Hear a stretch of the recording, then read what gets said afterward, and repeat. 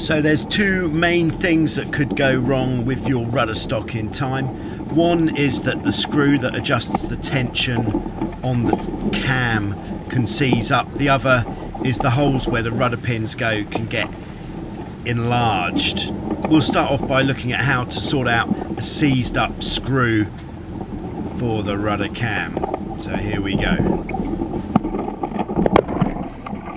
For the purpose of this video, we're going to use a rudder stock from a Hobie Pacific, but the technique is the same for any type of rudder stock from any of the Hobie range. You're going to require a special tool to perform part of the reconditioning, that is an M18x2 tap. So here we are, we're going to start off by taking out the cam because this will take some of the pressure off the screw. So we're just knocking the cam out there. This technique has been in two other films, which the links are just there and there. And then having taken the cam out, we're then going to try the screw again. So trying the screw, we've got it in the vise, giving it a bang with the hammer. And if it's still not turning, then unfortunately we're going to have to go to the next phase, which will use half an hour of your life. That's it, no good. So then we're going to take a drill.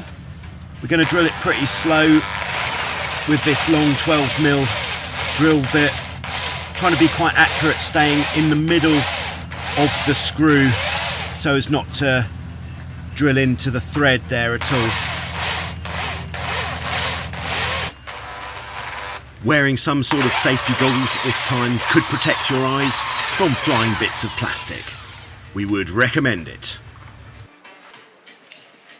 There it is, drilled. So now we're just going to painstakingly chip away at that plastic screw with a small chisel.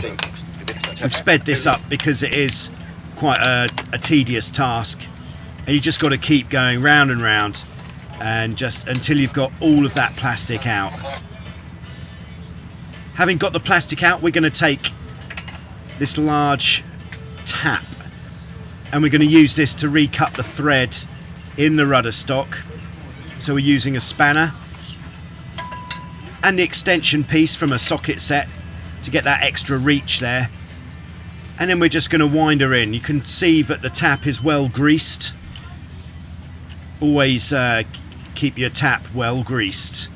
And then we're going in and out, making the new thread. So for every 2 turns in, maybe 1 turn out, just to make sure that we don't collect too much debris on the tap. So there we are, pulling it out. Having cleaned the tap, we'll just re-grease it before we put it away, just so it's ready for next time. Lovely. Okay, and then we're ready to refit the parts of the rudder stock. So we're taking the plunger and the spring. We're putting grease on everything because we don't want it seizing up again.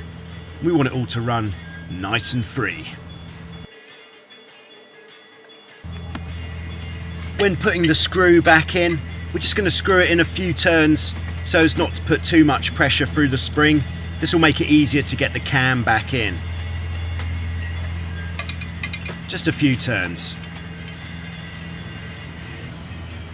So there with the cam on the pin, making sure it does turn freely on that pin.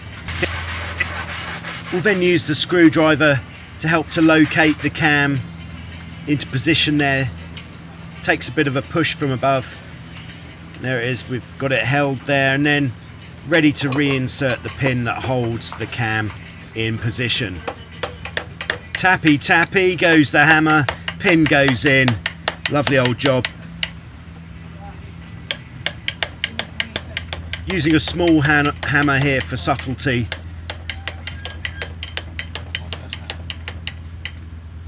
I actually borrowed this hammer from my wife.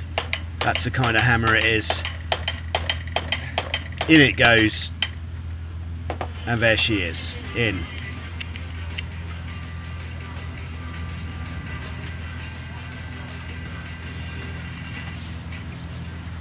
Now we can tighten the screw. As a rough guide to your cam spring tension, if you've just got 1 or 2 threads on the screw exposed from the thread, that's a good starting point to get your cam tension correct. So there's the cam. We're now going to move on to what's happened if your rudder pins are loose. So here we are. Look at that. This is going to make for some really bad handling on your catamaran.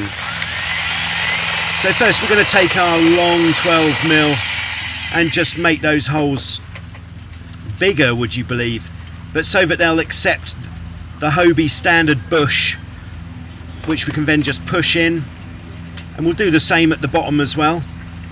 And now you can see, inserting the pin,